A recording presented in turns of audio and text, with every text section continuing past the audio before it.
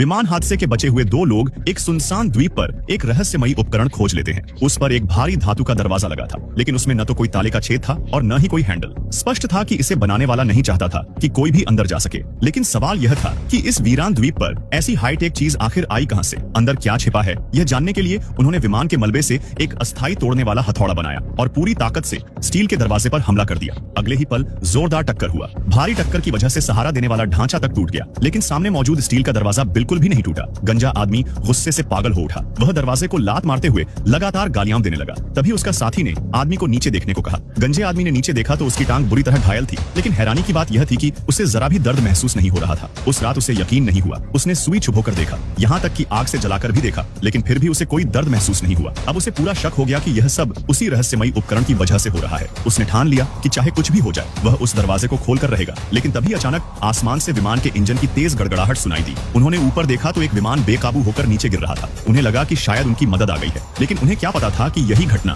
इस सुनसान द्वीप के सबसे बड़े रहस्य का पर्दाफाश करने वाली है। दोनों बिना समय गंवाए उस दिशा में जाने लगे। रास्ते में अचानक गंजे आदमी को कुछ दिखाई दिया। उसने उठाकर देखा तो वह एक क्रॉस था। उसका साथी बोला कि शायद यह उनके कैंप के किसी आदमी का होगा, लेकिन जैसे ही गंजे आदमी ने पास लटक रही बेल को खींचा, ऊपर पेड़ से एक बुरी तरह सड़ी गली लाश नीचे आ गिरी। उसकी चमकती सोने की दांतें साफ दिखाई दे रही थी। जेब में लाखों की नकदी थी और साथ में 1.42 कैलिबर की पिस्तौल भी। उसकी असली पहचान क्या थी कोई नहीं जानता था, लेकिन इतना तय था कि वह कोई साधारण इंसान नहीं था। इसके बाद दोनों फिर आगे बढ़े और आखिरकार एक विशाल पेड़ के ऊपर फंसा हुआ विमान दिखाई दिया। लेकिन सबसे अजीब बात यह थी कि विमान अभी कुछ ही समय पहले दुर्घटनाग्रस्त हुआ था, फिर भी उसकी पूरी बॉडी पर काई और हरी फफूंदी जमी हुई थी। इसी बीच गंजे आदमी की टांग का घाव फिर दर्द करने लगा और वह ठीक से चल भी नहीं पा रहा था। मजबूर होकर उसके साथी को अकेले ही विमान की जांच करने जाना पड़ा। विमान के अंदर घुसते ही उसे एक एयरलाइन मैप मिला, लेकिन इससे पहले कि वह उसे ध्यान से देख पाता, पूरा विमान अचानक हिलने लगा। विमान पेड़ पर बुरी तरह डगमगाने लगा और वह लगभग नीचे गिर ही गया था। उसी समय एक सड़ी गली लाश विमान से बाहर आ गिरी। यह देखकर उसका डर के मारे बुरा हाल हो गया। कुछ देर खुद को संभालने के बाद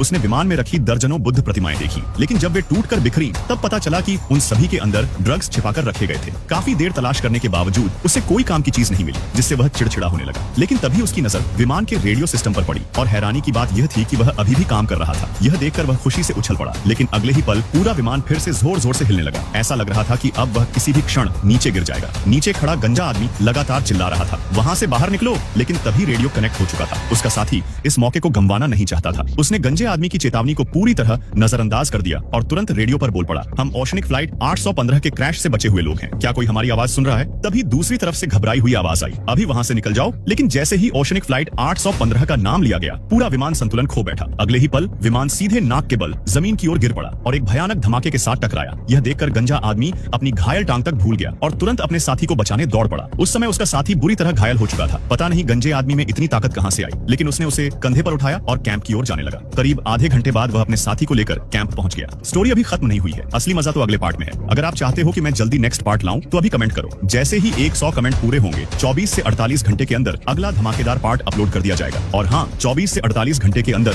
वापस आकर जरूर चेक करना। वीडियो अच्छा लगा हो तो वीडियो को लाइक और पेज को फॉलो जरूर करें।